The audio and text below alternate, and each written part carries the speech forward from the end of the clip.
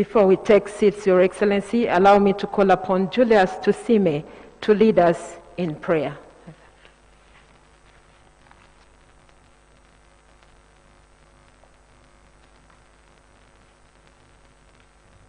Thank you, Honorable Minister, Your Excellency, the First Lady, Honorable Ministers present, members of the Diplomatic Corps. My name is Time Julius. Your Excellency, I bring you greetings from Rwampara District, and especially we thank you for the newly created constituency of Rwampara East. Let's humble ourselves for a prayer. Lord, we thank you for this new day. We thank you for the gift of life. We thank you for our revolutionary leader, His Excellency Yoweri Kaguta Museveni and Mama Janet Museveni, because they have been vanguards of today's theme. They have been vanguards of youth engagement in our country. We thank you for this government, and we thank you for all the ministers and technocrats present who have labored to ensure that the young people in Uganda fully engage in reproductive activities and are able to continue serving their communities. We continue to pray for great health in all our communities. We pray that, Lord, you help us, you help our leaders and all countries globally to get a vaccine soon for this COVID-19, and we trust that, like our revolutionary leader, President Museveni, has defeated all conflicts in Uganda, he will too defeat this COVID-19. We pray that you continue to give him more wisdom so that he can tackle this COVID-19 precisely and we become a Uganda that we all believe in and happy in it. All this, we dedicate this day to you as young people. We pray that whatever we discuss here may be fruitful and be able to strengthen the socio-economic empowerment of all the young people in Uganda. We pray through Christ our Lord. Amen. Thank you.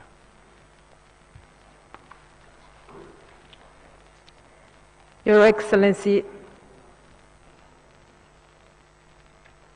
the President of the Republic of Uganda, the First Lady, Mama Janet Museveni, it's a great pleasure to welcome you to this scientific celebration of the International Youth Day 2020. Your Excellency, sir, and dear guests, the International Youth Day is celebrated every year on the 12th of August in accordance with the UN General Assembly resolution that was on the 17th of December 1999. And on this day, it was designated that every 12th of August, there shall be the International Youth Day. Your Excellency, this day provides us with an excellent opportunity to take stock of what we have been able to accomplish, as well as the challenges encountered in the journey of youth empowerment, emancipation, ideology, realignment, and self-discovery. The theme of this year's celebration, Your Excellency and First Lady, is Youth Engagement for Global Action. Your Excellency, joining you today to celebrate this Scientific Youth Day are the following. I have the pleasure to reintroduce to you once again, sir, the Right Honorable First Deputy Prime Minister, General Moses Ali. Along with you, Mr. President, is the Honorable Frank Tumwebaze, the Honorable Minister of Gender, Labor and Social Development. Along with you, sir, as well, is the Honorable Mpaka Mwine, the Member of Parliament for the Western Region representing the young people. Your Excellency, we have the Honorable Sarah Chitobabirye, the Youth Member of Parliament representing the Central Region young people. Mr. President, sir, we have Mr. James Ebitu, the Acting Permanent Secretary, Ministry of Gender, Labour and Social Development. May I introduce to you, sir, Madam Rosa Malango, the UN Resident Coordinator, who is here with us. Along with her, sir, is Ms. Elsie Atufa, the UNDP country representative.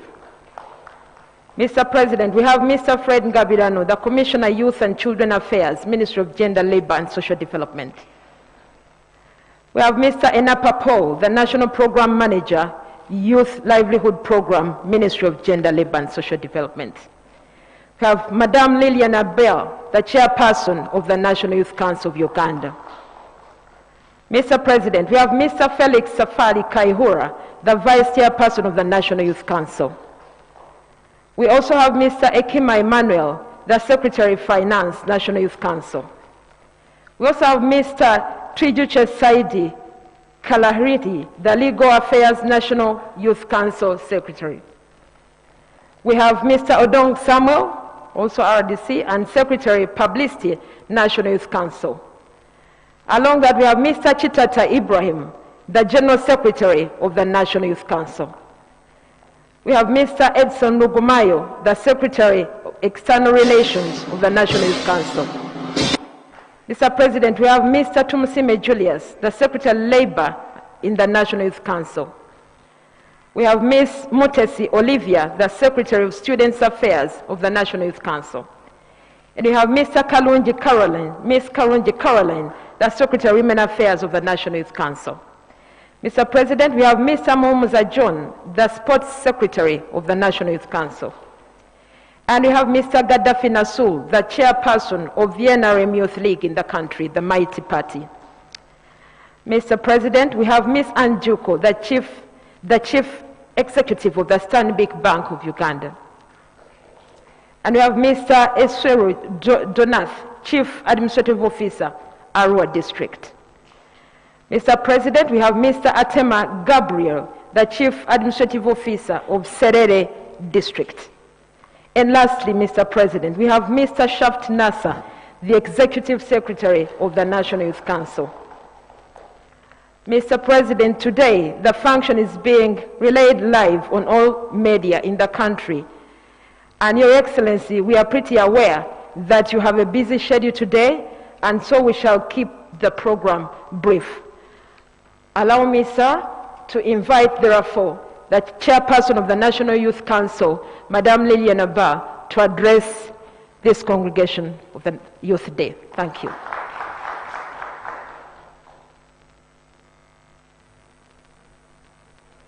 Thank you very much, Honorable Minister.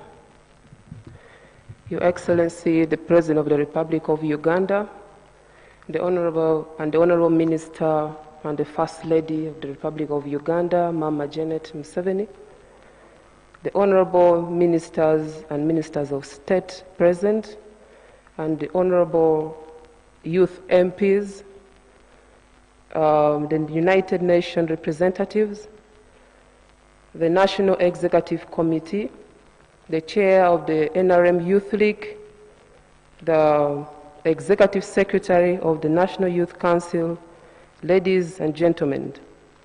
Your Excellency, on behalf of the young people of Uganda, I wish to express our heartfelt appreciation to your clear and steadfast leadership that has guaranteed peace, stability, prosperity, and development in Uganda.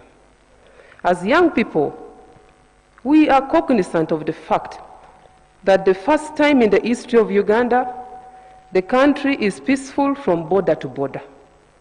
We also deeply appreciate your efforts to infrastructural development in the areas of electricity, improve road networks, schools, health, and social development in general.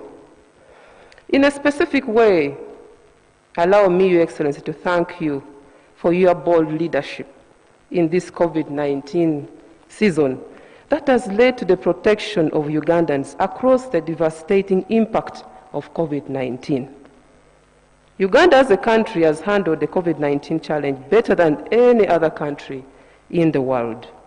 As a result, our cases of infection and death are among the lowest in the world, while the recovery cases have been one of the best. At this juncture, I wish to thank our medical practitioners for their selfless service towards fighting COVID-19, of which I know the majority of those are young people. Thank you very much for standing with the country. We do appreciate your roles, and we are proud of all the young medical workers who have put their lives at risk in line of duty to protect our country. In the same vein, we also wish to thank our young people in the armed forces for their continuous sacrifice, patriotism, and outstanding contribution towards ensuring stability and peace in Uganda. Your Excellency, we are aware the majority of the people in the armed forces are young people, and we thank them for their contributions. Your Excellency, sir, this year's International Youth Day will be remembered for many years to come, given the difficult and challenging environment under which it is being communicated. This year's theme is Youth Engagement for Global Action, which is relevant and timely given the fact that our country has the numerical strength of the young people. This year's theme seeks to highlight the ways in which the engagement of the young people at the local, national, and global levels is enriching national and multilateral institutions and processes, as well as draw lessons on how their representation and engagement in formal institutional politics can be significantly enhanced. Indeed, youth engagement is not a youth issue, but also bears serious socio-economic significance and is essential for economies and communities to thrive. Your Excellency, with utmost pleasure, I would like to thank government for putting in place various policies to empower the youth. However, the challenge still remains with the implementation and the functionality. The challenges of COVID-19 on the young people, Your Excellency. It is a known fact that COVID-19 is a global pandemic that has affected all nations in the world.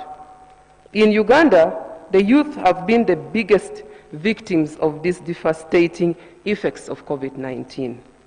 During our regular consultation programs with the youth, the following have been reported as some of the negative impacts of COVID-19 on the youth in Uganda. One, the youth have lost jobs due to decisions of employers to reduce on the number of employees as a cost-cutting measures. This has increased unemployment problems in the country. Young people's businesses have also been affected by the lockdown, therefore affecting their livelihoods and capacity to fend for themselves and their families. There has been a heartbreaking increase in the number of teenage pregnancies during the lockdown. School-going children in the primary and secondary and post-secondary institutions have gotten unwanted pregnancies. The increased cases in teenage pregnancies has also increased, and the cases of illegal abortions, sometimes leading to death, has also been registered. The closure of schools and education institutions has brought about mental and psychological trauma to students in candidate classes. The fear of repeating a class and fear of a dead year are some of the nightmares young people are facing today. Unfortunately, there has not been enough counseling to those children by their parents and society on how to deal and cope with the new psychological challenges presented by the COVID-19. We call upon parents to do so. The lack of sports activities as a result of closure of sports facilities also has negative impact on the mental and psychological well-being on the youth. While we are at the National Youth Council, we try to sensitize them to conduct home-based exercises as per your physical demonstration that challenged many, Your Excellency, including myself, and most youth have failed to adjust as per your demonstration. And we call upon them to emulate what you demonstrated physically while doing your exercises. And Your Excellency, on that note, the youth have crowned you as a senior youth. That's the new name that I've given you. Your Excellency, young people who own business enterprises in urban centers have run out of capital, since most of them had no choice but to consume the capital. So access to capital is now a challenge. We thank UNDP and Stanbic Bank for the new proposed intervention of financing youth enterprises. However, there is need for further engagements to ensure that this intervention doesn't suffer from the challenges of the previous initiatives. The Youth Council is committed in mobilizing the young people to benefit from the financing. Your Excellency, the issue of duplication. Our country is doing too many good things for the youth. However, there is need to have a central coordinating mechanism to address issues of duplication with its related negative consequences. It would be better if all resources are channeled in one pool and issues of bureaucracies are minimized so that young people can benefit from these initiatives. As you are aware, Your Excellency, our term of office is coming to an end. The National Executive Committee members right in front of you here have they've served for 5 years, and they are going to leave office, and new members will come in. So the end of term of office, Your Excellency, allow me to officially inform you that the term of office of the current National Executive Committee leaders is coming to an end. This is therefore likely to be our last International Youth Day, where we speak in front of you.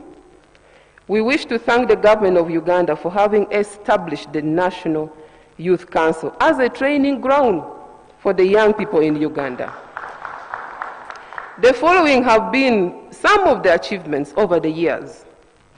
We have worked towards promotion of national unity, coexistence, mutual understandings, and a sense of national consciousness. The National Youth Council as an institution is comprised of youth from every tribe, religion, political parties, gender, and we all work in harmony. It is impossible for any youth leader who has worked in the National Youth Council to propagate tribalism or ethnic challenges or hatred against one another, because it is how we preach coexistence. And if it wasn't because of the numbers, the scientific celebration, you would have representation of the leagues, other leagues in other political parties present. We have successfully promoted and instilled among the youth a spirit of patriotism, Pan-Africanism, and East African unity. We have also instilled among the youth a spirit of democracy and respect for human rights. Leadership in the National Youth Councils is accessed through a democratic process. Through our advocacy programs, we have ensured that young youth participation in the decision-making process has been enhanced. Young people are now effectively represented in Parliament, and we are happy that we have members of Parliament right in front of us. We have 5 members of Parliament presenting the youth in Parliament, and I present to you apologies from other members who could not make it. We have cabinet diplomatic missions, and we look forward to seeing many more young people increased participation in the different government organs. We have ensured and advocated for mainstreaming of youth issues in all government policies, plans, and programs. What is left to be done is to effectively implement the policies so as to turn them into reality. At this moment, Your Excellency, allow me to do some acknowledgement. Your Excellency, the President of the Republic of Uganda, would like to acknowledge you.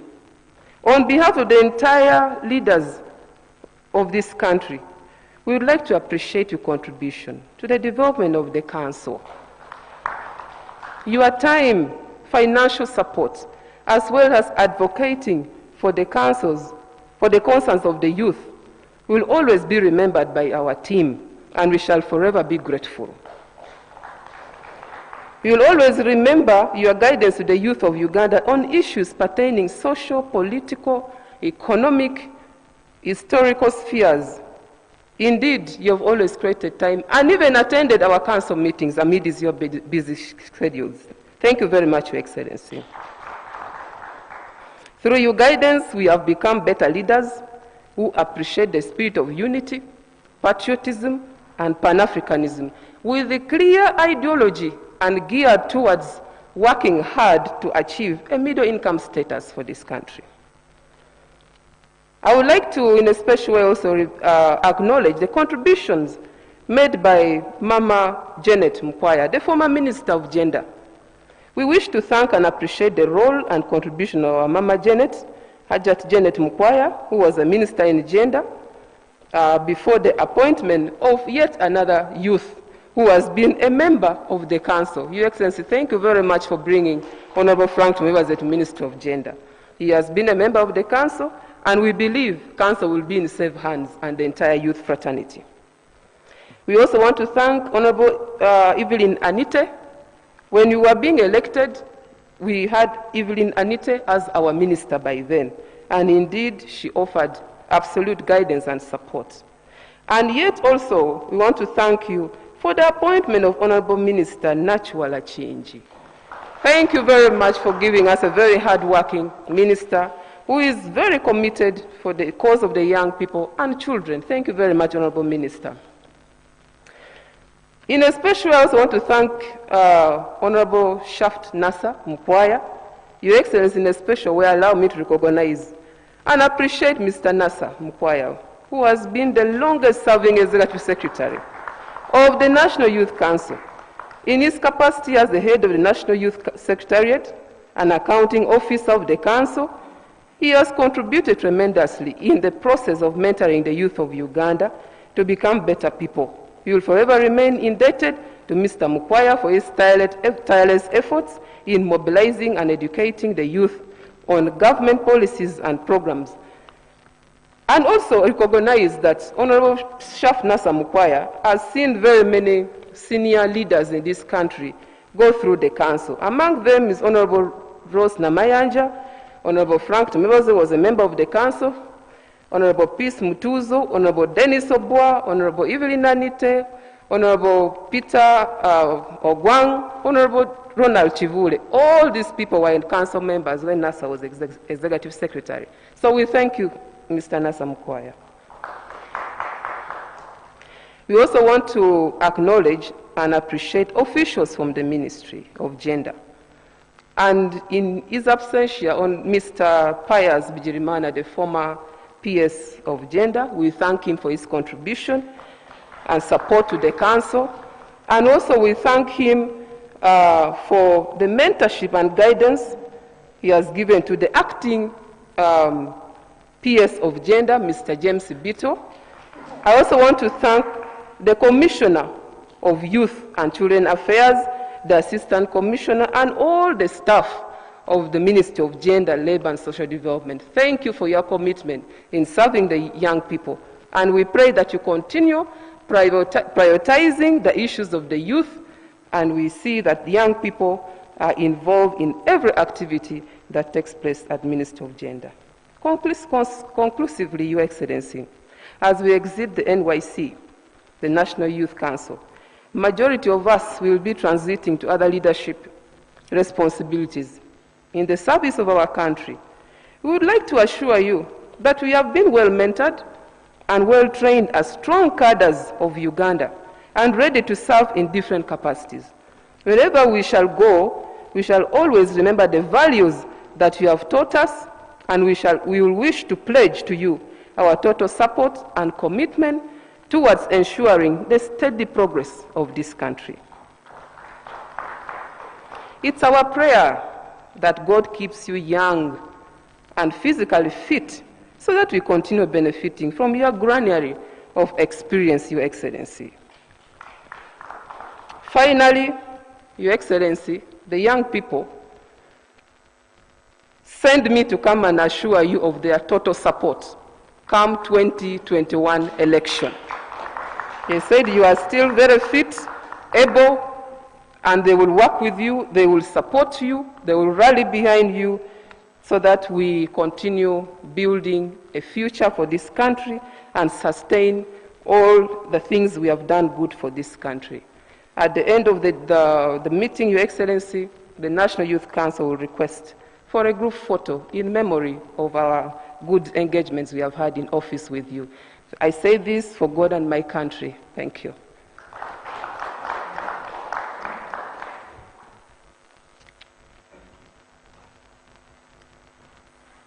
Thank you. Thank you very much, Lillian. Another applause, please, for Lillian. Mr. President, may it please you to know that this year's celebration was meant to take place in northern Uganda. And if I'm right, particularly in Kitgum. So for the viewers out there and the people in Kitgum, please enjoy watching the International Youth Day at home, stay safe, and stay home. Mr. President, I wish to commend now your exemplary relations with international relations and cooperation with the development partners that is unprecedented and was evidenced by the several international activities that we had prior to the COVID. Mr. President, I was tasked by the Honorable Frank Tumwebaze to coordinate and make arrangements with the UNDP and Stanbic Bank to ensure that the youth who are hard hit before, during, and COVID can access livelihood funds that complement your own programs that you had already put in place, namely the Youth Livelihood Program, the UWEP, the talent promotion, the skilling, and extra. So, Mr. President, allow me, therefore, to invite the UN Resident Coordinator to address this gathering this morning and unveil the program also on behalf of the UNDP. I thank you, Mr. President.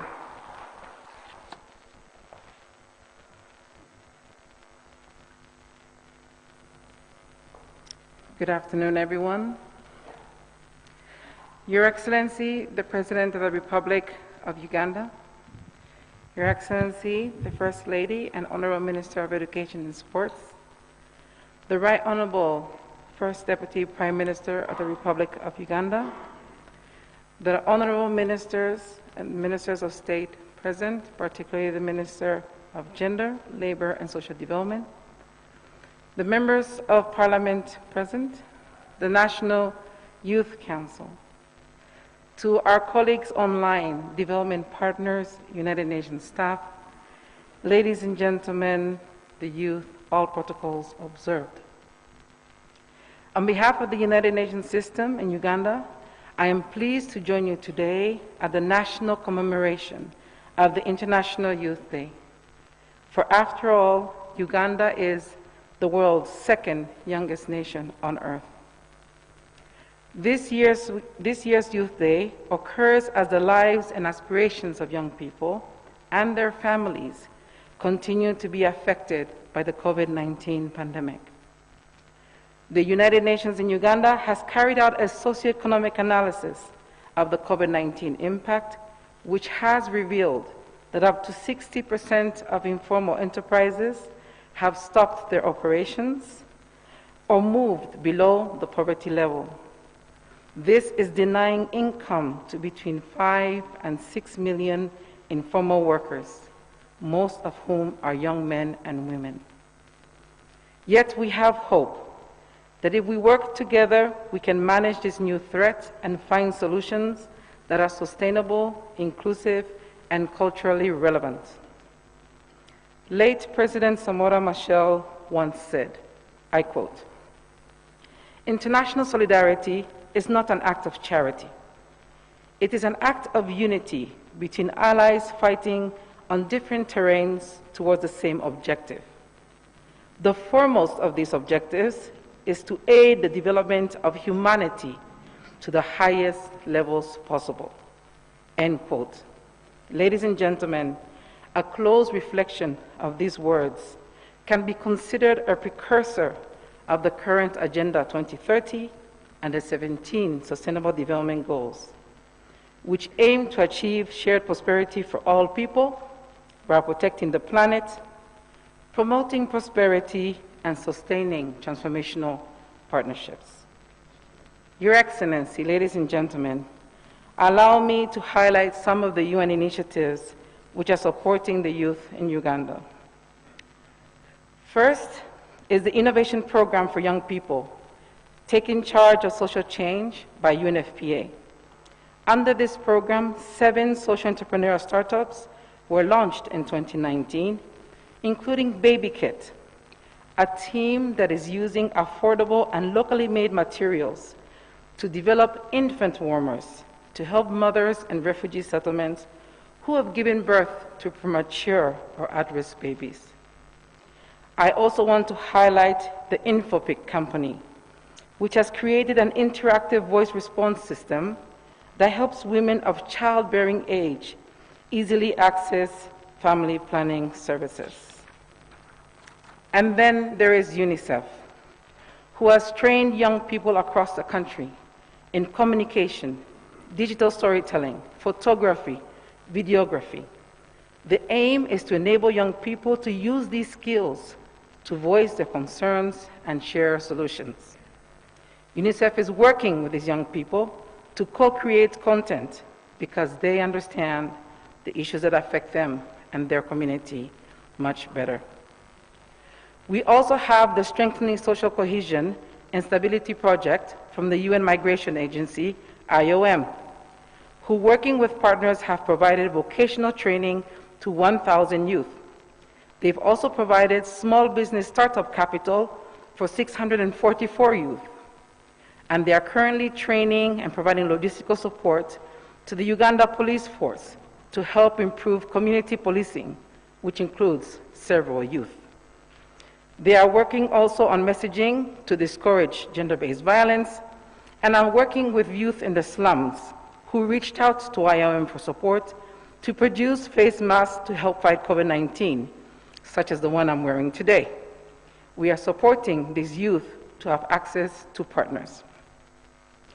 Your Excellency, ladies and gentlemen, to ensure stronger synergies and complementarities between the various UN youth initiatives, I'm happy to mention that the youth whose ideas will be selected under the 1 Million SDG Solutions Innovation Challenge can benefit from facilities being made available by UNDP, UNCDF, UN Women, and other members of the UN country team. The Uganda Women Entrepreneurship Program, for example, is led by UN Women. It skills, coaches, and mentors young women so that they can run businesses in a profitable and sustainable way. UNCDF, through the SDG Fund for Digital Innovation, will provide seed capital and grants to top innovations by the youth. Ladies and gentlemen, Your Excellencies, allow me to highlight the UNDP Stanbic Uganda Youth4Business Innovation Entrepreneurship Facility, which will be launched today. This innovation was created to enable youth and businesses pilot innovative enterprise ideas or new ways of delivering their services. The facility seeks to provide flexible funding mechanisms that will stimulate faster recovery of micro, small, and medium enterprises that have borne the brunt of the impact of COVID-19. They also seek to support the creation of at least 20,000 new decent jobs for the youth, ensure skilling of 50,000 youth to increase the entrepreneurial success rate, and it is the prayer that the influence and multiplier effect will be the creation of over 100,000 indirect jobs. Your Excellency, this facility has made available an initial 10 million grant and up to 200 million for concessional loans below market rates for the youth. I want to use the opportunity to encourage the youth across the country to apply at www.undp.org. I wish to thank you, Your Excellency, for launching this contributing initiative from the UN family today, and by doing so, acknowledging our contribution to sustainable development and job creation for the youth. At this moment, Your Excellency, allow me to take a short break in my presentation to invite the UNDP resident representative and the Stanbic CEO to greet you and in a few words tell you why this innovation is so important, and then I will conclude my remarks. Thank you, sir.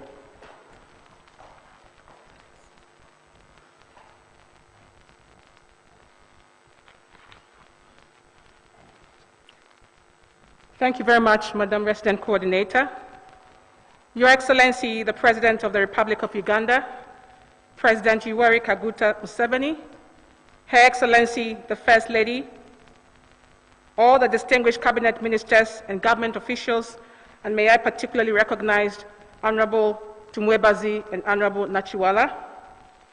The UN Resident Coordinator, thank you again. Members of the Diplomatic Corps, the youth, the media, ladies and gentlemen, let me stand on existing protocols that the Resident Coordinator already talked about. On behalf of the United Nations Development Programme and indeed Stanbic Partnership, I would like to extend sincere appreciation for the humbling opportunity to join you here today. I also take this chance to warmly appreciate all the youth gathered here and those who are watching all over Uganda to say you are Uganda's greatest asset. You are Africa's greatest asset. You are the future, and we celebrate you today. Permit me to also join the Resident Coordinator and Stanbic Uganda to congratulate the government and the people of Uganda for the remarkable human, social, and economic-wide progress the country has achieved under your leadership, including commitment towards the attainment of the Sustainable Development Goals. Your Excellency, it is my pleasure to introduce to you the Youth4Business Innovation and Entrepreneurship Facility, which the Resident Coordinator already alluded to. It is an innovation instrument developed by UNDP in partnership with Stanbic Uganda Holdings Limited to promote impact-driven entrepreneurship, foster innovation, and leverage business solutions to address youth unemployment challenges. I'd like to appreciate the partnership we have with Anjuko, the Chief Executive of Stanbic Bank, and for the partnership we have on this. Your Excellency, we work very closely with the Ministry of Gender, Labour and Social Development and the Ministry of Trade and Industry in the development of the facility. And once again, permit me to recognize Honorable Tumwebazi, Honorable Amelia Chambade, and Honorable Nachiwala. It is part of our joint efforts to support the Government of Uganda's commitment to deliver on the promise of 2030 Agenda to end poverty, eliminate inequality and social exclusion, as well as tackle climate change. Importantly, as the youth person said, a number of youth people lost their businesses during COVID, so this facility is really to help them build forward better.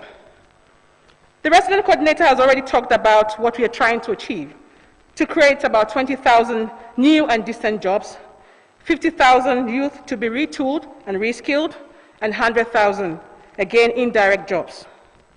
We are providing the 10 million of grant resources and 200 million of loan resources, but again, this is going to be given to young people below the market rate. So in effect, if the banks are giving 15%, Stanbic is going to give below that.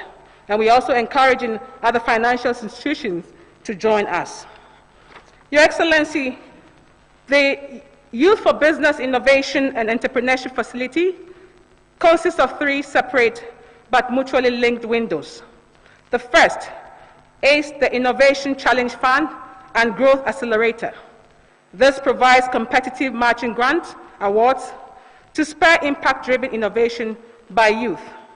And here, the winners get up to $40,000 in grant resources. The second window is the Enterprise Challenge Fund, which provides competitive blended finance, again combining grant awards and concessional debt finance from partner financial institutions to micro, small, and medium-scale enterprises. The third is the Youth Entrepreneurship and Innovation Ecosystem Platform, which will revitalize youth networks such as the Youth Connect, circles, in order to collectively identify and tackle systemic issues impeding the socio-economic empowerment of young people. Your Excellency, the novelty about this facility is that we are not only giving funds or grants. For 2 years, Stanbic Business Incubator and UNDP Accelerator Lab will mentor young people on different business ideas, corporate governance, training, and capacity building to make sure that they can succeed. Your Excellency, following a highly competitive process, I invite you to join us in congratulating 2 youth-owned enterprises that have been awarded $40,000 each from the Youth4Business Facility Innovation Challenge Fund. They include Quest Digital Finance Limited and Chap Africa Limited.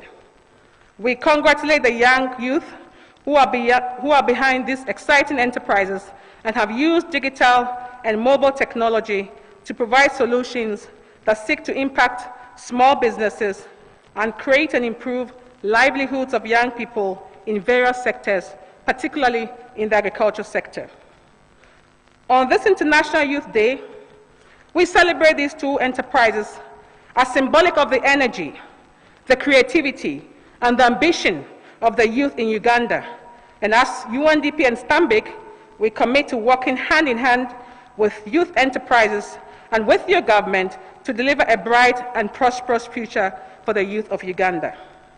I encourage interested youth again to visit UNDP and Stanbic websites for more information. Your Excellency, please allow me to conclude with my own story. I grew up in the ghettos of Accra. I was brought up by a single mother.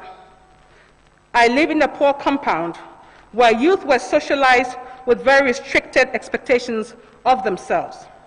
I was determined to make it. I believed in myself, and society believed in me and invested in me. I am an embodiment of youth empowerment, and I'm glad we can join hands with you to support the youth and youth empowerment initiatives. Once again, thank you very much for the opportunity, and I'd like to invite the UN Resident Coordinator again to finish her speech. Thank you. Testimonies from women empowerment, Mr. President, which we know you support, so thank you so much. Your Excellencies, ladies and gentlemen, last week I had the honor and privilege to lead a delegation to Southwestern Uganda.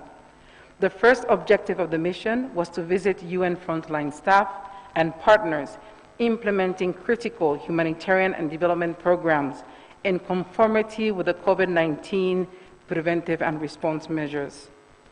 Local government representatives, the youth, parents, teachers, and refugees all conveyed their appreciation for the government's ability to protect them, create an enabling environment, as well as the successful implementation of the programs we are implementing to deal with the impact of COVID-19. They shared with me some concerns and recommendations, some of which I have shared with the Honorable Minister of Education and Sports and First Lady yesterday. Thank you, Mama.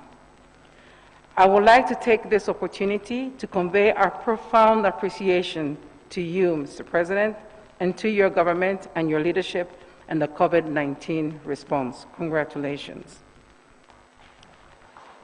Your leadership has helped us to stay safe.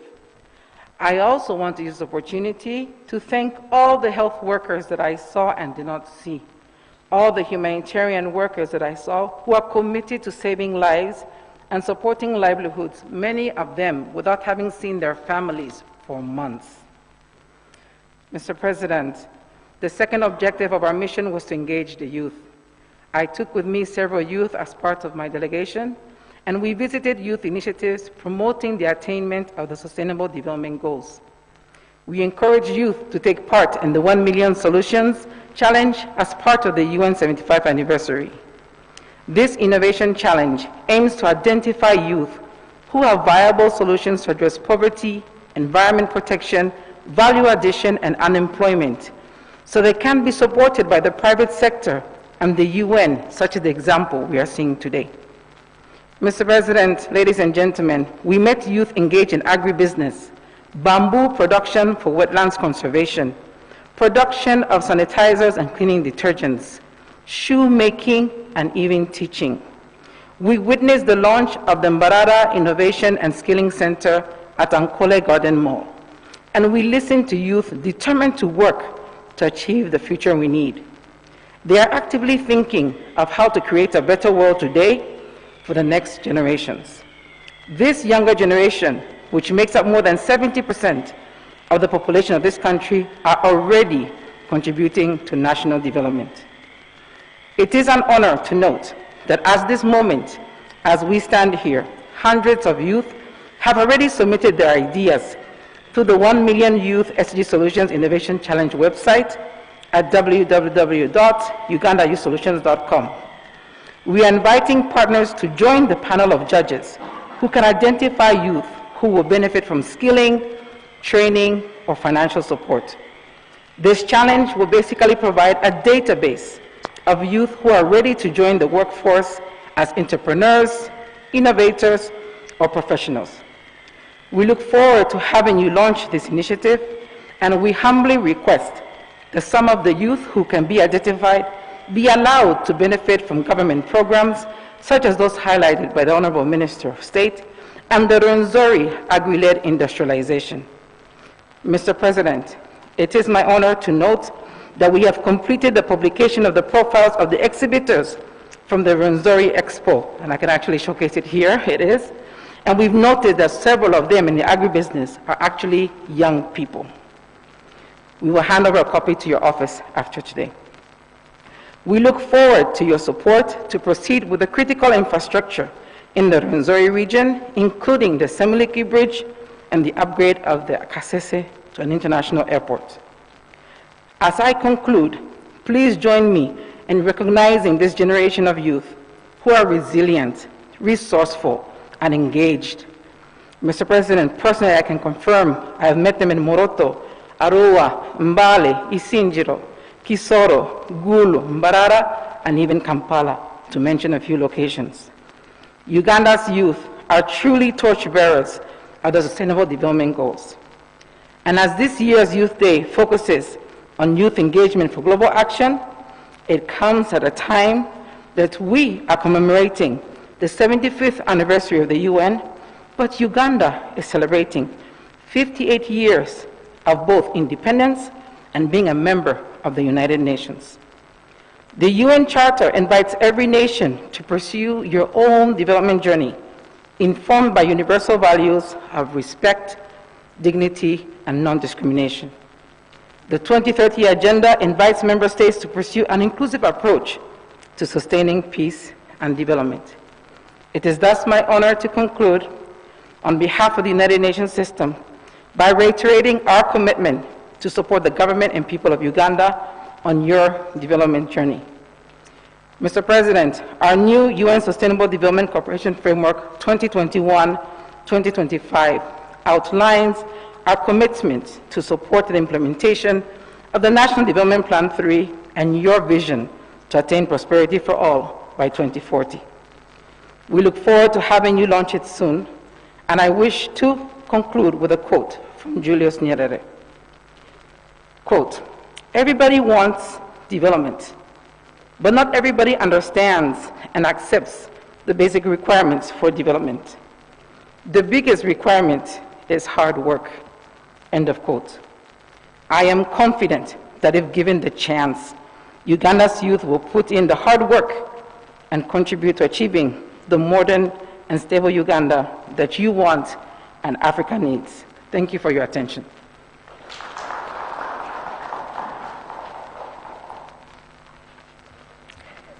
Thank you very much, Resident Coordinator. Thank you. And thank you for helping out with the children. She just gave birth to a Ugandan boy just a couple of months ago through adoption. And I officiated over the baptism just a few weeks ago. Thank you for leaving no one behind. Mr. President, since we are taking stock today, we have to think about the adolescent girl. And I wish to thank here and now the First Lady, Mama Janet Museveni, for annually being there for the adolescent girl and organizing the Day of the Adolescent Girl annually. And she takes time to sit with them and shares with them her adolescent time. One time she said, and I have this to quote, she said, that in the olden times, they would give them a card, a placard, showing that now you're an adolescent, you are safe, you must produce this card at marriage time, showing that you're still safe. So it was exciting in northern Uganda when she did that. Thank you, Mama. Thank you very much. The effort of that today was kindly reducing the rates at which the girls are being married and raped. Today, Mr. President, we have 4,000 girls and women who have been raped during the COVID time in Uganda. So, Mr. President, I wish to announce now to the people viewing us that rape is punishable by life imprisonment. So may it go to all the people watching us today that forget about the young girl, forget about the women. So together we can ensure that we have a productive generation for the country Uganda. Mr. President, allow us to proceed to the second last item on the agenda, Mr. President, which is none other than having a situational analysis of the overall status of the youth interventions in the country, and also providing citation for the handover of the Youth Livelihood Program checks, as well as a request to you, Mr. President, to address the gathering done by none other than the Honorable Frank Tumwebaze, the Minister for Labor, Gender, Labor and Social Development in Uganda. Honorable Frank. Thank you, Florence. Honorable Florence. Your Excellency, the President of the Republic of Uganda, Honorable Mama Janet Museveni, the First Lady, the Right Honorable General Ali, the Deputy Prime Minister, Her Excellencies, the UN reps, led by Madame Malango, Honorable Members of Parliament, the youth MPs, the youth leaders in your respective capacities, ladies and gentlemen. Your Excellency, I want to thank you for finding time to this ceremony, less busy and not so much, because of the situation we are in. The theme for this day is youth engagement for global action. Your Excellency, this theme is very relevant to you in particular, because you engaged all of us to where we are. And I think the youth leaders, we should thank the President for that. There is no other empowerment other than orientation and proper mindset empowerment. Personally, I remember in 1992 when I was in Senior 3, we waited for you at Kacheka Stadium. You came to tell us about HIV/AIDS. We were there I think about so many schools. But of course, we were from the village schools, we had few numbers. And Taranabara High School were there beating us, they denied us space in the pavilion. But we were there on the periphery of the stadium until you came. And it were your bodyguards who stopped those Barra High School people from beating us more. And when you came, you really taught us. And when you asked questions, we the village schools would put up hands and they would beat us from behind. So the youth of today don't behave like those ones from Barra High School then. But that's aside. But even after then, Your Excellency, your engagement with young people. I remember in 1999, when I was finishing university as a student leader, we met you with colleagues, and you told us that for you and your colleagues during your youth days, you led the struggle to liberate Uganda. So you told us, your work, go and do positive advocacy for the NRM values. And Your Excellency, we've lived up to that, and all of these leaders standing for that. Your Excellency, today, as we commemorate the Youth Day, it also coincides with our last term as the NRM government over our manifesto. So allow me briefly to report to you and the country how our manifesto has performed in terms of the youth programs. Your Excellency, with your support, in the year 2014, Cabinet approved the Youth Livelihood Program. To date, 20,361 youth projects have benefited from government money, direct support, of course, which is a revolving fund, and this has directly benefited 244,045 youth, of whom 46% are female, and the total financing stands at 162 billion Uganda shillings. I think the youth leaders clap for the NRM government. And this is strictly for the youth. Similarly, under the Women Fund, a tune of 107 billion has been disbursed to 11,256 projects of the women, benefiting directly 139,825 women. Under the Youth Venture Capital Fund, 45,367 youth entrepreneurs have accessed up to Uganda shillings 146 billion. This is for this journey of this term so far. Through these funds, Your Excellency, the youth and women have been able to create self-employment opportunities and enhance their incomes. The ripple effect of these interventions is also being felt within the economy through tax contributions, promote of import substitution, and enhanced economic activities. And this is not to mention, sir, your other direct interventions from your office and from other programs. The Youth Livelihood Support Program, Your Excellency, in particular, is a revolving fund. It was not designed to be a donation fund, it's a revolving fund. And I'm glad that to date, the youth have repaid a total of 37 billion, and of which the ministry has already replowed 9.2 billion to finance 11,463 youth under 1,090 group projects. This process is continuous and more projects are underway for financing. The checks you will give out today, the beneficiary districts have been represented by Arua and Serere. It's not new money from the budget, sir. It's money paid back under the Youth Livelihood Program. Now that's testimony that the program is a success. If people were not being able to make profit out of their enterprises, they wouldn't have been able to pay back. Your Excellency, this month, sorry, they're telling me to put back the mask. Okay, I will try and see how it goes. This month of August 2020, the ministry is disbursing 1.93 billion of the funds repaid by the beneficiaries. And these funds will benefit 2,236 youth under 203 group projects in 26 local governments across the country.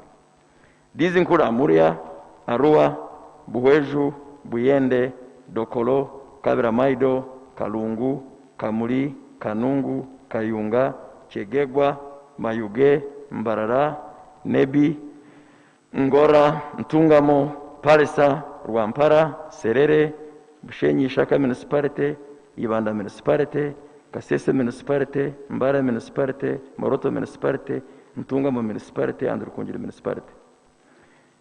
And because of the COVID SOPs, Your Excellency, we couldn't bring all of these cows. So Arua and Serere were selected. Where are the cows? You can stand up for recognition. They are here to represent these beneficiary districts. Arua today will be given a check of 252,560 million for 368 youth under 32 projects. Serere district will get 176,880,000 for 215 youth under 21 projects. Your Excellency, that's how the Youth Livelihood Program has performed, and we believe it's one of the few programs of government that has managed not to destroy or eat the seed. The seed has been able to germinate and reproduce, unlike many other programs we started with. Your Excellency, we are not talking about the SAGE, because we will talk that later on the day of the elderly and the disability, but it is also moving on well. It now covers all the elderly people from 80 years and above. The only request is that we move slightly below 80, but Cabinet will look at that, Your Excellency. Your Excellency, the Ministry of Gender has also strengthened and tried to formalize the externalization of labor to ensure that our young people who travel abroad by choice are safe the safety of migrant workers in their destination countries is of concern not only to us as a government, but internationally. And that's why we are collaborating with the International Organization of Migration, of which I'm very grateful, to ensure that where Uganda or any other country has no consular presence in any other country, IOM is able to support our workers in distress.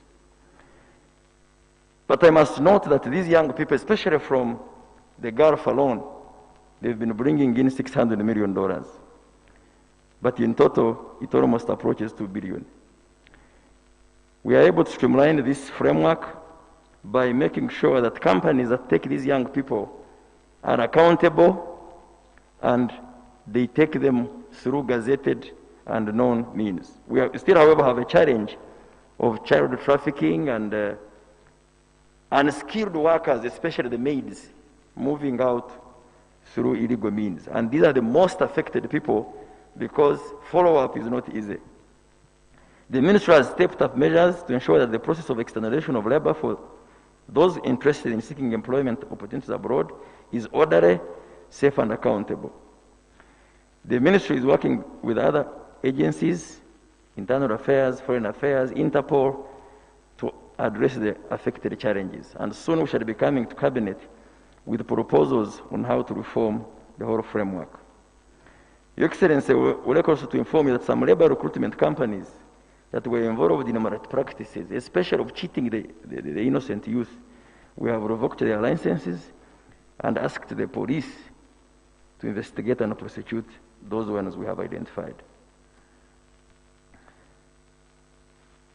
Your Excellency, with your guidance and directive, the Ministry of Gender is undertaking a mapping of the most vulnerable and informal sector workers because of COVID, such as teachers, employees of private education institutions, border borders, and others. We are working with the Ministry of Education, with Uganda Registration Service Bureau, with employers and workers unions. We shall come up with a list of these SMEs and we shall present them to Cabinet for appropriate discussion and guidance. I want to thank Your Excellency, the development partners, Madam Rosa Marango and her family, not personal family, but the UN family, for these initiatives. These initiatives, Your Excellency, of supporting knowledge products is testimony that our government initiatives of developing a very promising ecosystem. You may remember, sir, that last year in December, we invited you under the Ministry of ICT to launch a number of exhibitors of young people who had very, very good ideas. And through the Ministry of ICT, you put in a fund of 15 billion every year. We now have apps on the market innovated by our people. So I want to thank the UN family for bringing in this support to ensure that the digital revolution is dominated by our own applications, so that we don't only become net consumers of other people's products. And Your Excellency, I want to thank you in your instructions to the manifesto committee that our manifesto should be driven and should be anchored on innovation and science. It is very clear that the future will be driven by knowledge products. That's why the talk world over is knowledge economy. It is knowledge products through innovation that will sustain agriculture, that will sustain other sectors of the economy. Your Excellency, I wish to conclude by thanking the youth leaders. Thank you, Madam Lillian. The brief time I have worked with you, the youth MPs, and all the other unions, the workers, you've been very, very cooperative and focused. Though for me I'm no longer youth, but I can see you have repressed us very well. And I want to thank also Shaftanas also to add on my word. Your Excellency used to look after us very well whenever we would come from our universities. And he has no transport fund. It was a tough time for him. So he would make sure we travel back safely to our universities for him to avoid. So he's a senior youth person, and the youth are fond of him very much. Thank you, Your Excellency. It's now my pleasure to invite you to speak to this audience, and thereafter to witness the handover of the checks and to sign the Youth4Business Innovation, a facility being launched by UNDP and Stanbic. You're welcome, sir.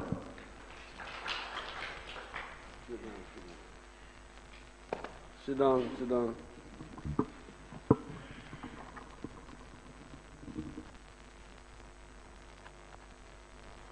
The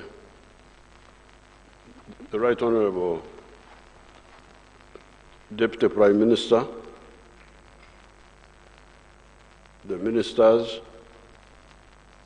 the MPs, the youth leaders, the UN, the UN diplomats. What I keep telling you is that the problem of Uganda, maybe even other African countries, is an organic problem. It's not just isolated. You must take the whole society together. The starting point is kulambala. Kulambala is a Soga word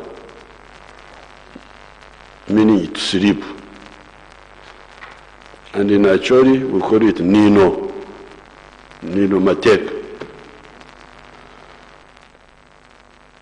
This is what I saw,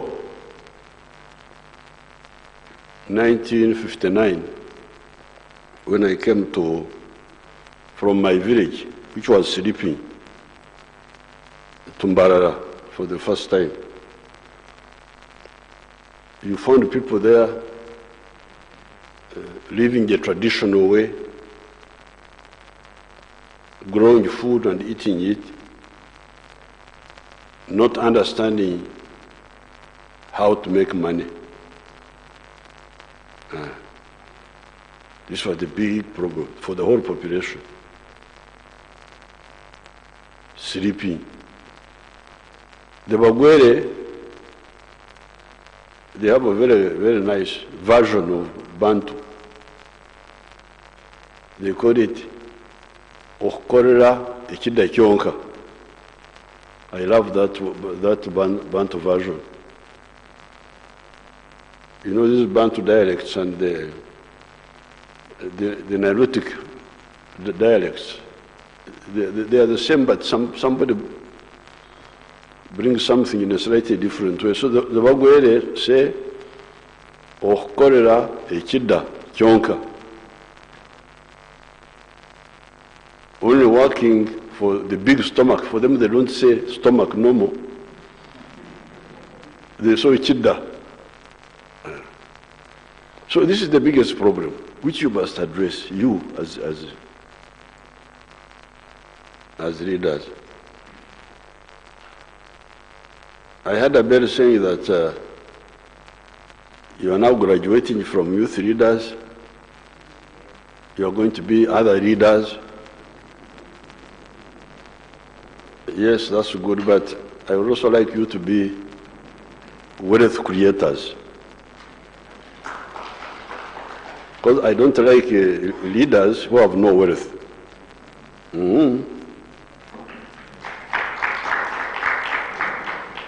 Because what are you going to lead? Because when you lead, you speak for something. I speak for traders because I am a trader. That's why I am a leader. I speak for the farmers because I am a farmer. And I'm a leader who knows about farming, so I come to speak about farming. I speak for manufacturers because I'm a manufacturer. But you are doing nothing, and you say you are leading. Leading where? What are you? What are you saying? What are you saying? Because we are talking about society, how society should live. So of juries, what testimony do you have for other people? What problems are you bringing? So, the starting point is waking up the people near you, your family, because that's what I did when I was, even before I was a youth, when I was a teenager, that's what I started doing.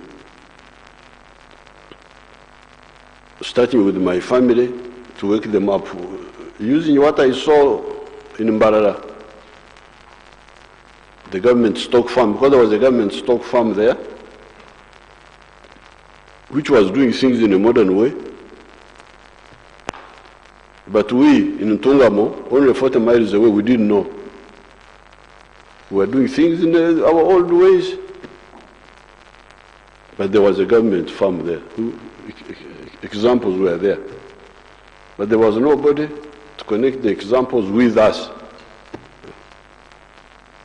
Because I knew everybody, I knew all the households.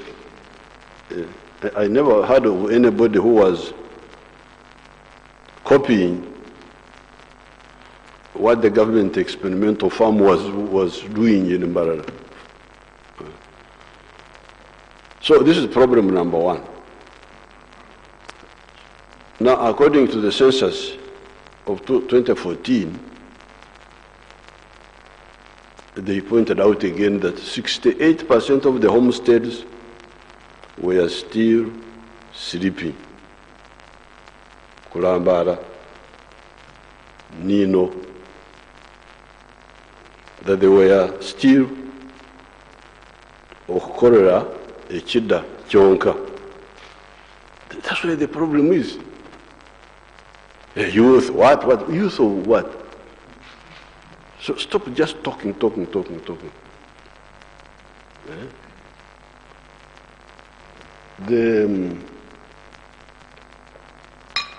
A modern youth must take part in waking up.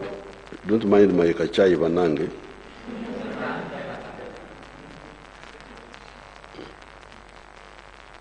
The modern youth must get involved in waking up your family first,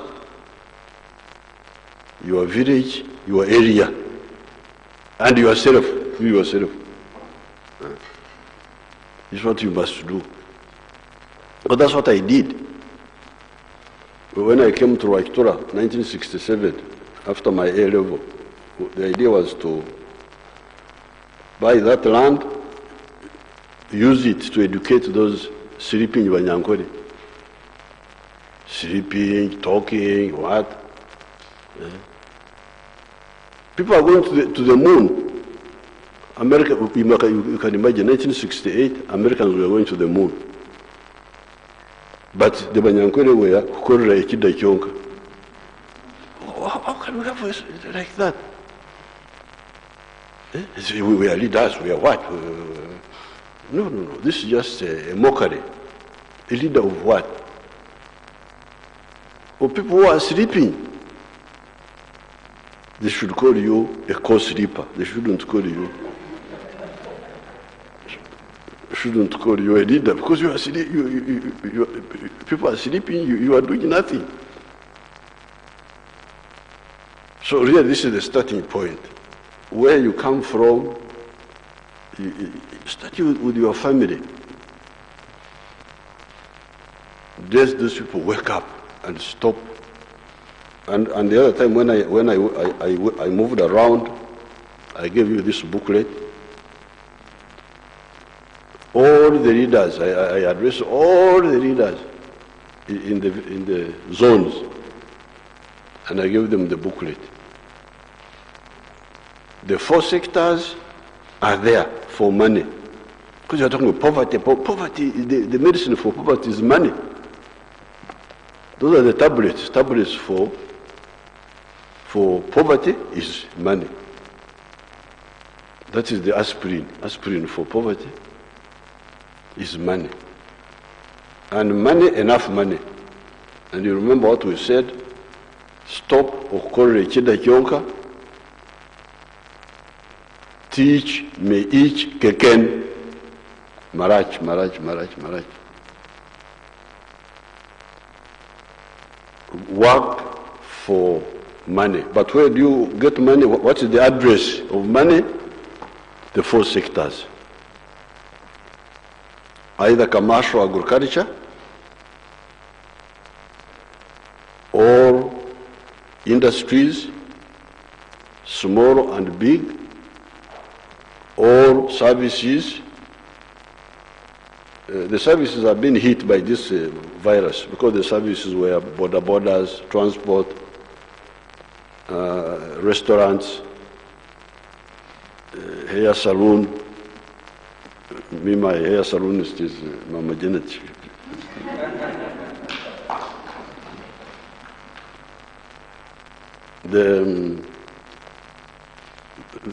The other services is telephone. The telephones are under ICT or what? It can be both. So then ICT. So therefore, you challenge the youth. Which address have you gone to? Or do you intend to go to? Do you want to go to commercial agriculture? Or do you want to go to small scale industries? Or do you want to go to services? Or ICT? You can't just be there. I'm youth. Where are you going?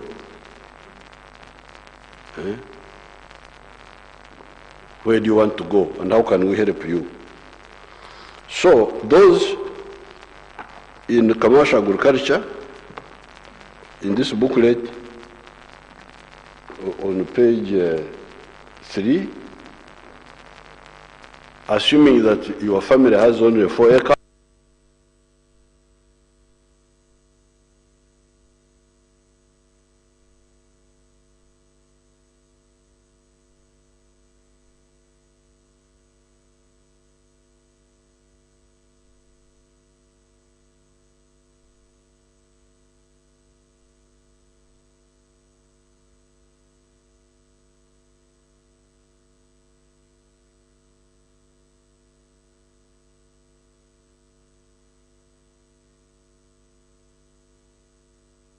ignorance. When somebody dies, then all the children come, they fragment the land that they are inheriting. So because of that, I said, okay, if you have already fragmented the land and you only have 4 acres,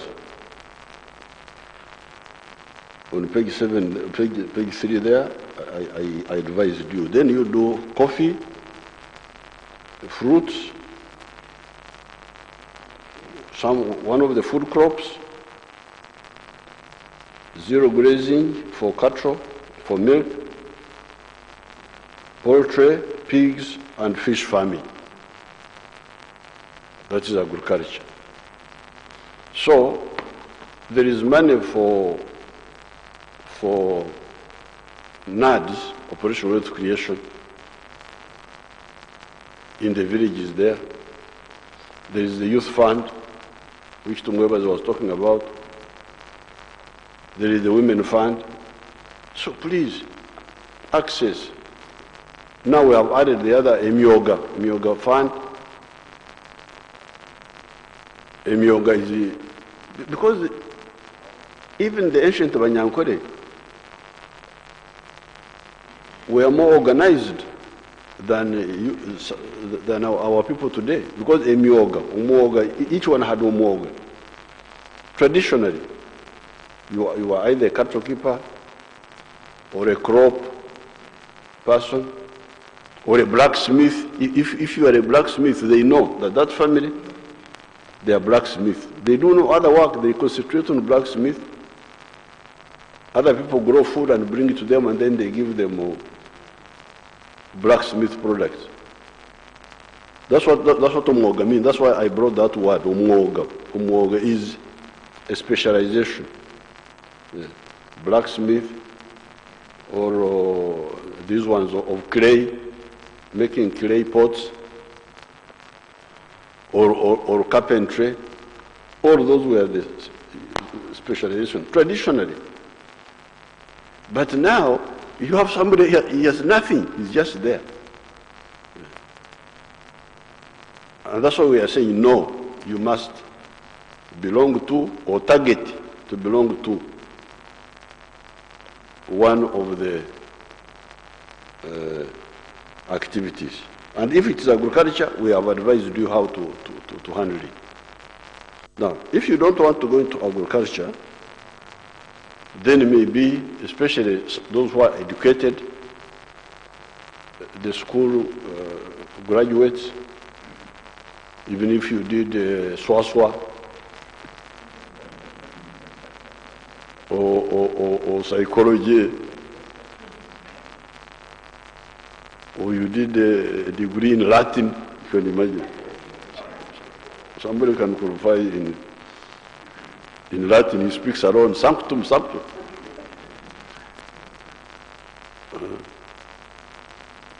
That was part of the problem of our Muslim children. Because some of these groups would take our Muslim children and teach them Arabic, only Arabic. So they come back, they have no jobs. So they would sit in the mosque, start talking, hoping for miracle wealth. And that's how many of them ended up joining ADF, that ADF group. It was those children who had no skill. The ADF is the terrorist group which is in Congo, which was joined mainly by our Muslim children because of that lack of skill of what to do. So whatever you did, whether you did SWASWA, whether you did Latin, whether you did Shakespeare, that Shakespeare said this, okay, thank you very much. You have remembered what Shakespeare said, but what are you going to eat?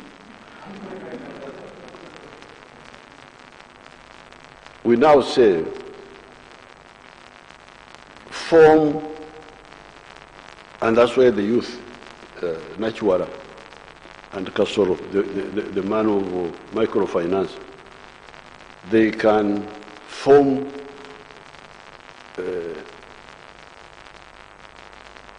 manufacturing associations. Like, for instance, there are some of the youth I have given maize mills. Okay, you have formed a group, I gave you a maize meal. It's produce maize flour, but also to produce animal feeds. Because we are importing animal feeds. We are putting animal feeds. And there's now too much maize. There's too much maize. Because you know, the Baganda say, adinga na maolo agajamu mukuto. But when you keep eating, they call it leftovers, but mahoro is good. Me, I like cold food. That when you keep eating it, eventually you get satisfied. So, because of talking, there is some limited ajo. Do we have an artist here? What is ajo? Sleeping? No, I mean waking up. Akwenyu is waking up. So there is now limited akwenyu. There is some limited akwenyu. Some of your people have woken up. It's not too much, but a little waking up. Now, that waking up has already generated a lot of products. Has generated a lot of coffee, 7 million bags. from 2 million bags. Fortunately for coffee, the external market is big, so we never get okudiba. We never get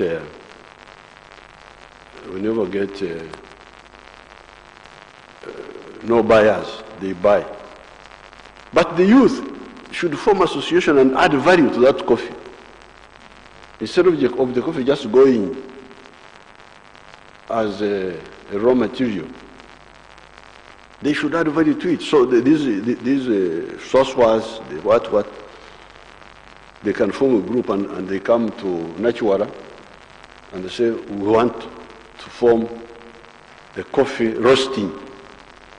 Maybe you start with roasting, which may be easier.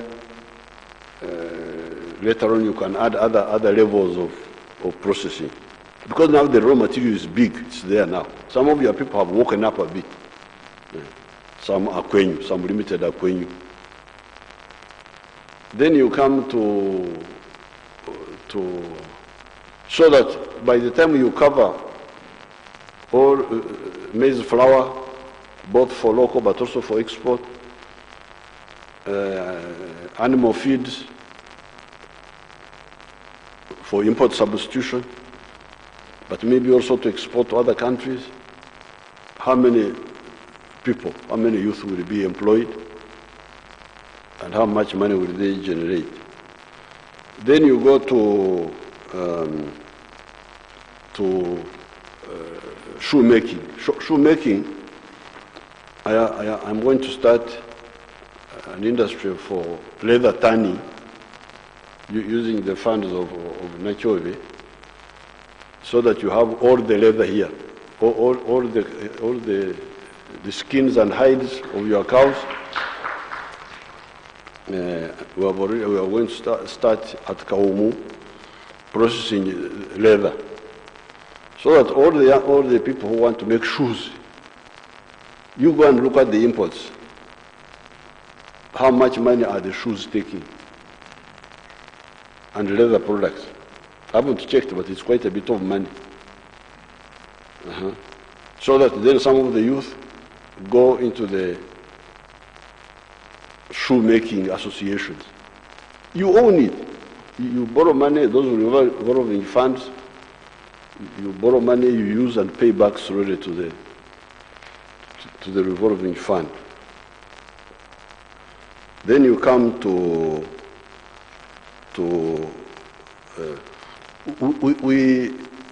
we attracted abattoirs, modern abattoirs here. People want factories. Actually, there's a factory on Jinja Road, Bomber Road. It's not working now because they built the abattoir to slaughter cows. The cows are there, but they are scattered. General Moses Ali, one of the rich people in Uganda, can supply I don't know how many bulls in a year. And he's one of the big ones. Me, I'm not a very poor man. I can supply 2,000 bulls in a year. But the factory needs 400 bulls per day. So one of your richest people can only supply the factory for 5 days. So, very simple, but the cows are 14 million cows. If you multiply 400 bulls by 365 days, I think when I calculated it, it was 146,000 bulls in a year. For that factory, and with 14 million cows, normally you can slaughter 20% in a year. That's 2.8 million cows. So the cows actually are there, but they are not consolidated. They are not nobody has entered the business of gathering them. So that's why I have told some of the youth, do bull fattening. You can calculate it. If there are 4 abattoirs, one on Bombo Road, one I hear the Chinese are building another one in Shara. The Iranians were also talking about another one. Even if there were 3 or 4 abattoirs, how many groups of youth who can buy the bulls, fatten them, and then feed these factories? It will create quite a bit of jobs, but also solve a problem which is very easy to solve. So, to do with maize, bull fattening, then you get like cassava now. With Archbishop Odama, we are producing a lot of cassava in the north. So, what will happen to that cassava? To produce the flour, produce the starch from the cassava, produce the gas.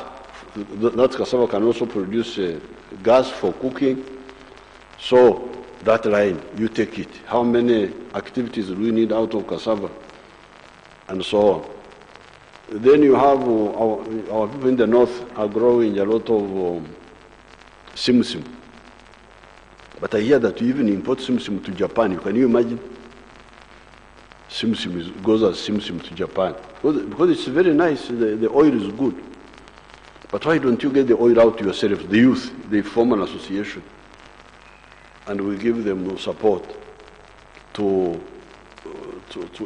extract the oil from the simsim and export the oil. And even get byproducts out of the oil, because that oil must be producing something here, something there, something there. Then you go to furniture. Furniture. At one time they were importing even furniture from Dubai. Can you imagine? We in the forest were importing furniture from the desert. That shows you how clever the Africans are. Very clever people. I don't think there's anybody who's more clever than Africans. To find that people in the forest are buying from the ones in the desert, buying furniture. I had one of the people who was here, I quarreled with him. He bought this from China. Can you imagine? So you are all Chinese here. Carpets, what? So, let these school leavers, university leavers, these swaswas,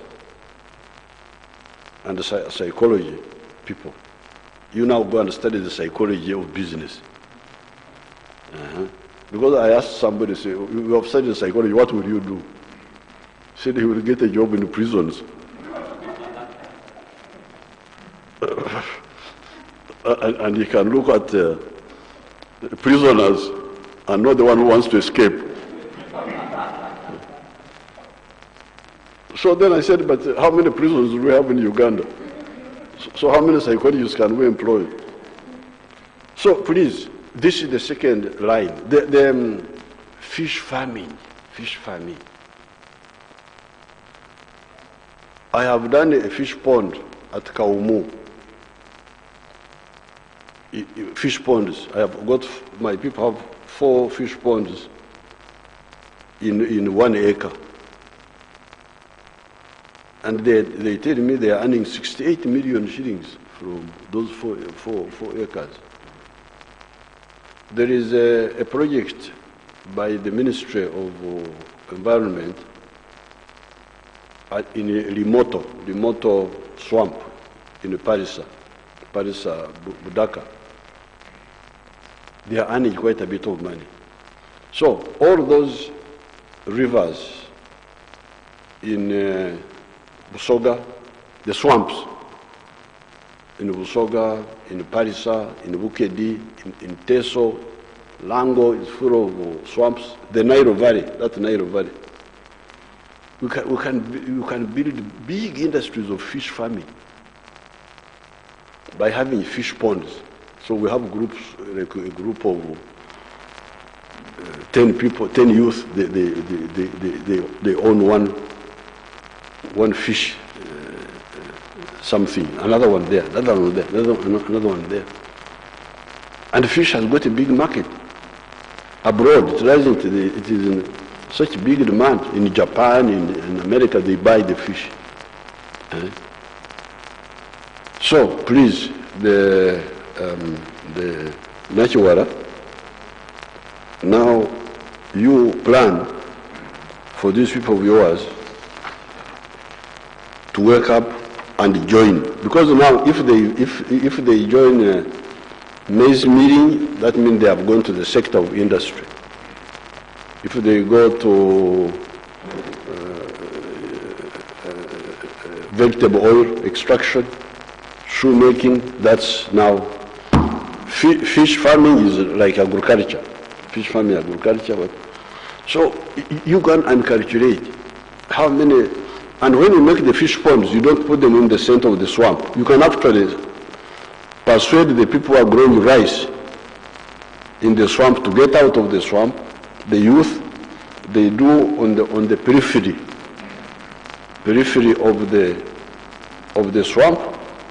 They will get much more money than what they are getting from rice and mayuni, these yams, which are also destroying the environment.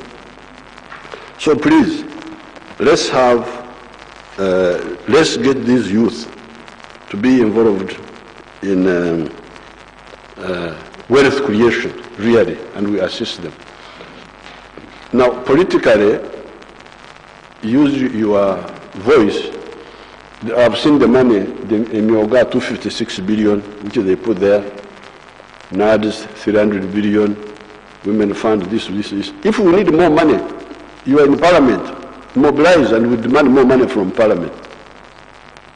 Stop all this foreign travel where you spend a lot of money. COVID has helped me, none of you is traveling. And that's why the shilling is gaining. Because you have been squandering our dollars.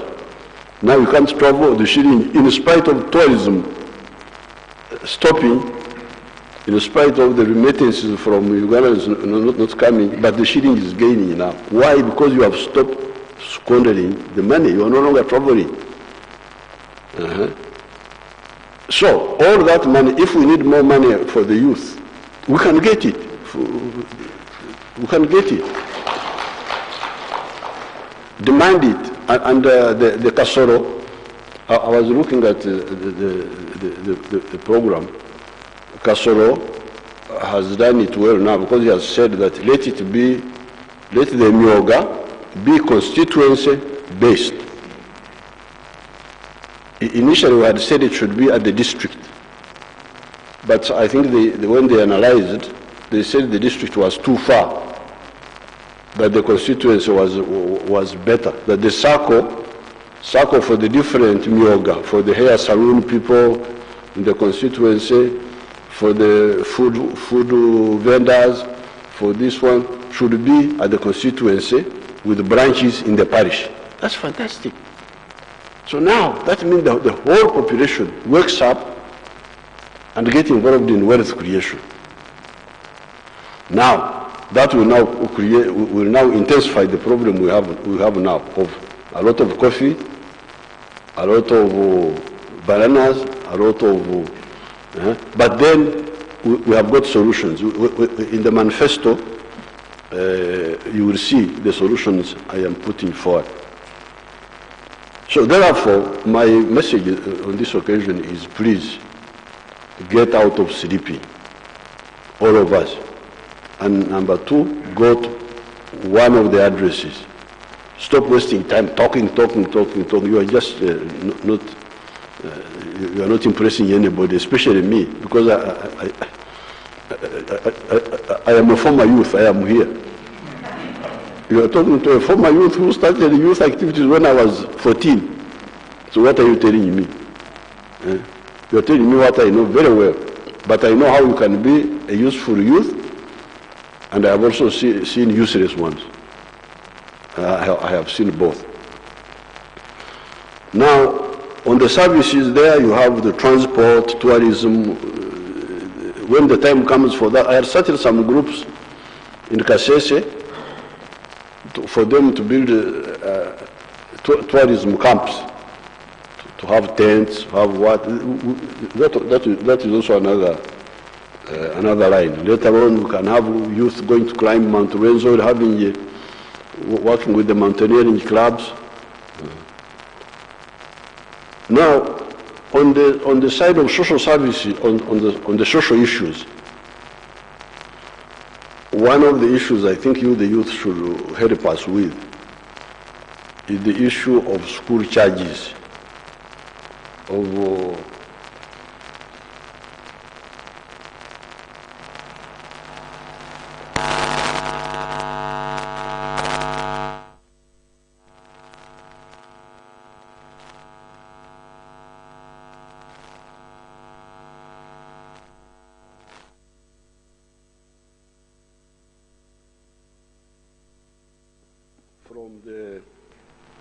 from the parents.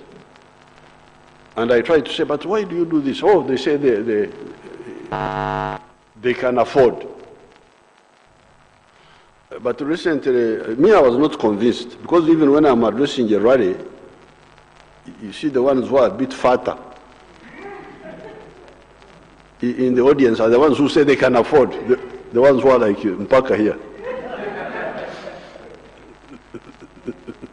They're the ones who say they can afford. Then the thin ones, no, we cannot afford. So, which is which now? Which is which? And the other time when I made a tour, I said, you resolve this, you tell us, because I don't want to start unnecessary wars. Because it seems some of the groups want to get money from the families. Want to get money from the families, they want to do local business, school feeding, I don't know what, because they want to supply. Now, then so that issue must be resolved. You, the youth, you should take, the other day I read a document by one of your former youth, Birum Maso, who used to be a member of parliament. He wrote something about something. And I found it seems that some of the families are suffering because of those school fees. So let's resolve it. I don't want double language. These are saying this, the other one are saying the other one, which is which. So therefore, we can say many things about the youth, but my first thing, please engage in wealth creation. Now, I'm very happy to be with my daughter, Malango, from Equatorial Guinea, but forget about Equatorial Guinea, you are now here. So. And our other daughter from Ghana, she's informing us that she's a veranda girl.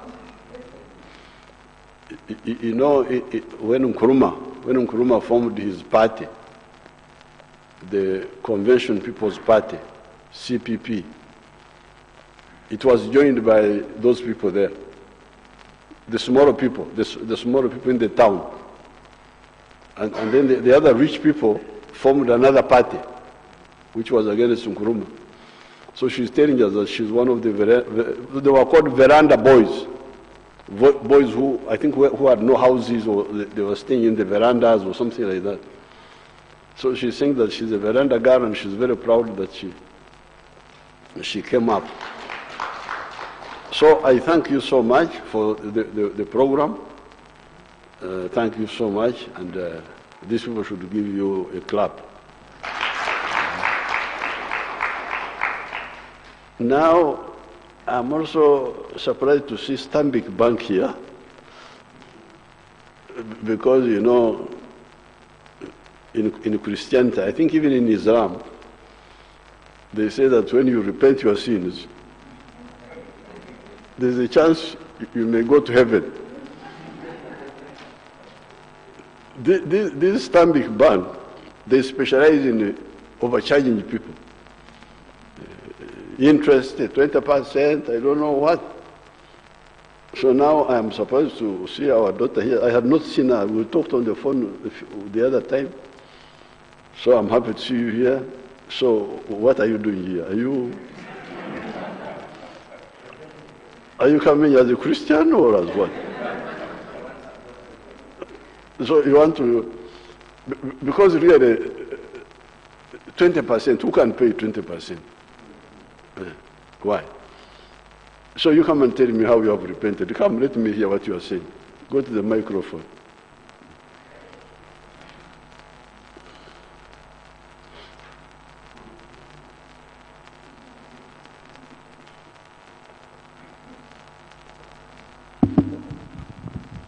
Your Excellency, thank you very much for this opportunity. I am very pleased to be here. I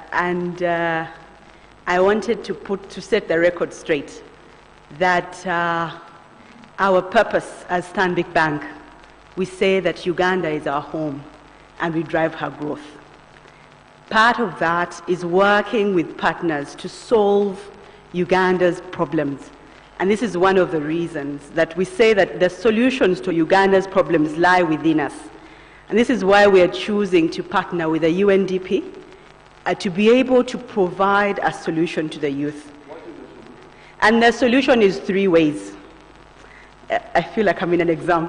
The first one is creating a platform where the youth with ideas, because the Ugandan youth have ideas and they're willing to work. They just haven't been given a platform.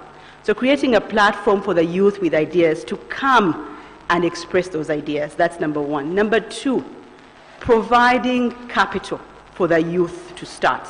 The average Ugandan business dies before its third birthday. If that business is a youth business, the lifespan is even shorter. So we have come up as Stanbic Bank to create capacity and skills for these youth. So what we are going to do, we have set up an incubator farm where we train these youth and Ugandan-owned businesses with good governance, business skills, and even technical skills so that they can compete. And the third, which is also very important, Your Excellency, is we are providing funding at a lower rate. I'm pleased to report that our prime lending rate as Stanbic Bank is 16%. However, for this youth initiative, that rate comes down lower. We are going to lend to this initiative low at 14%. So that is the... I was hoping you would clap for me. So it is still... Really? Even 14%?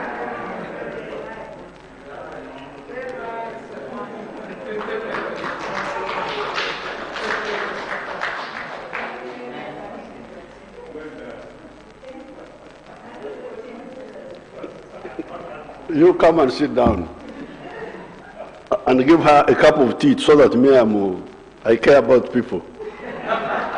14 is high, please. What you should do, although of course I think you are going to go bankrupt eventually, because your business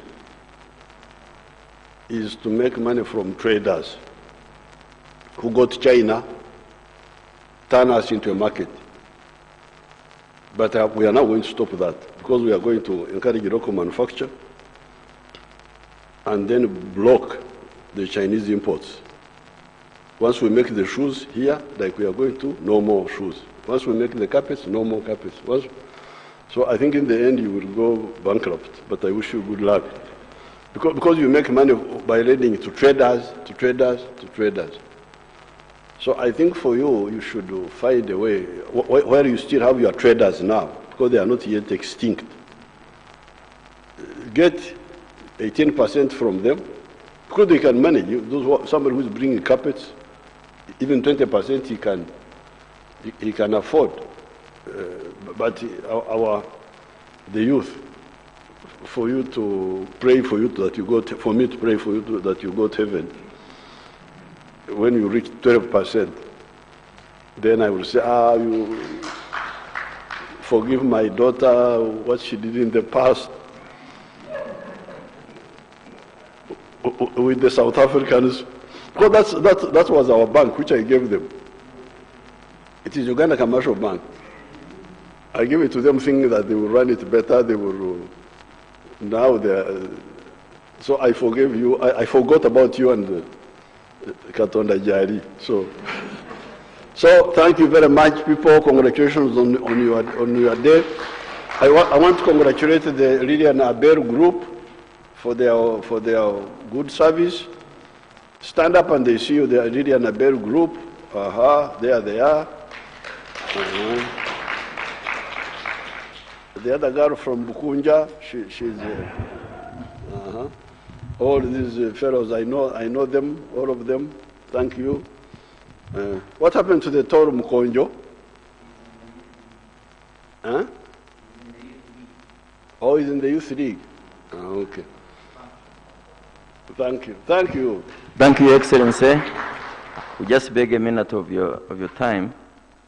You just witnessed the two cows representing the other districts receiving the checks. Yes, the cows come in front and the PS arrange the dummy checks for us. And then thereafter, Your Excellency, you will sign to launch this innovation program of the UN.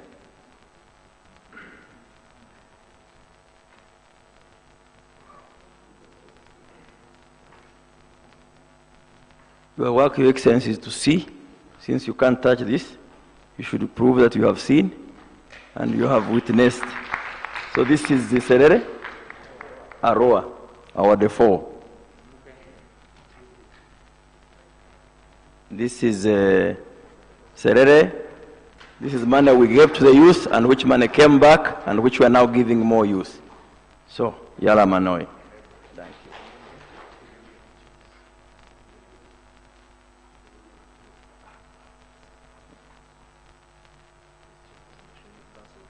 Then, this is a dummy check from the UN, UNDP. It is going to the successfully appraised and qualifying groups of 147 million, and it's being received by the chairperson of the Youth Council.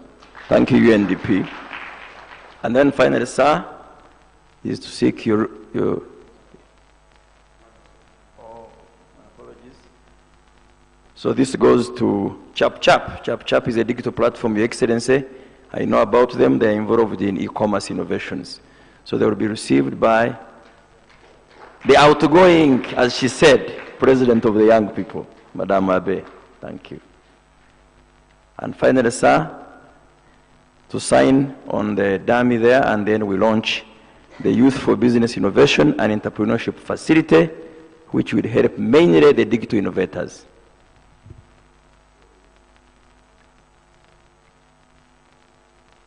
And Madame Abe is requesting for a scientific picture of the Youth Council with Your Excellency.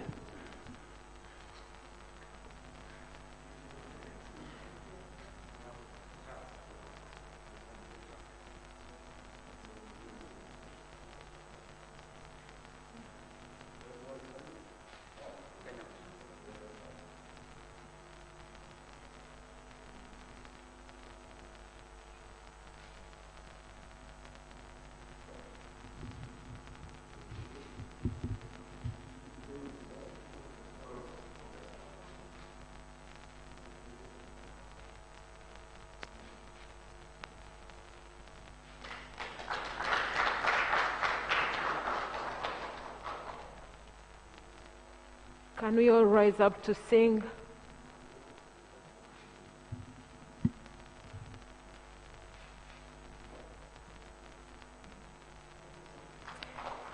Can we rise up to sing the anthems in reverse order, please?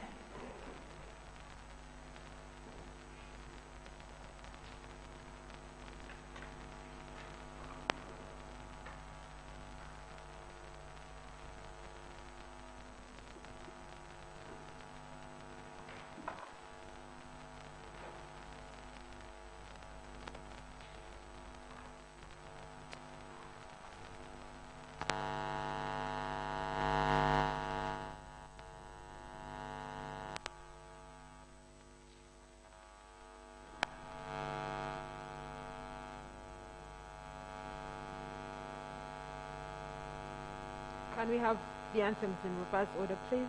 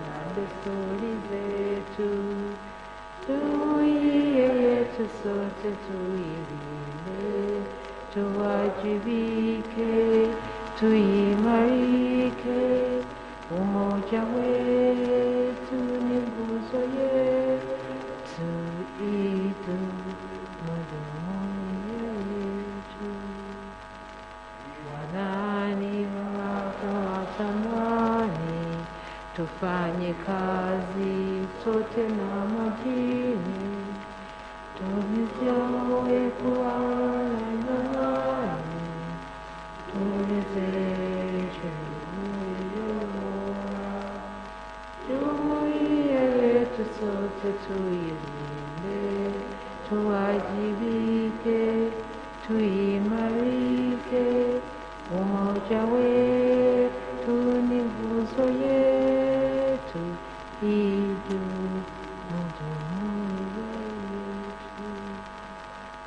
Uganda anthem. Oh, Uganda, may God uphold thee. We lay our future in thy hand. United we for liberty, together we'll always stand. Oh, Uganda, the land that feeds our love and labor we give. All our neighbors, all at our country's calling, peace and friendship we live. Oh, Uganda, the land that feeds us by sun and fertile soils grow. For our own dear land we shall always send the call of our Africa's crown. Can the National Youth Council proceed for a group photo with His Excellency the President? We thank you so much, Your Excellency, for blessing this function with your personal presence. We thank you, the First Lady, for blessing this function as well with your personal presence. May God bless you. Thank you.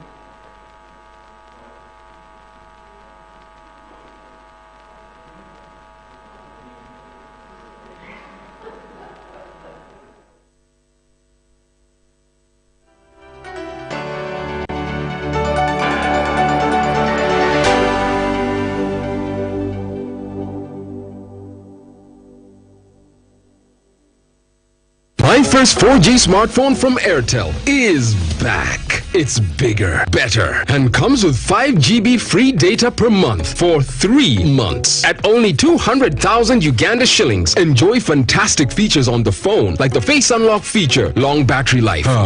Mwana, ka volume keko. Live your life in 4G with my first 4G smartphone at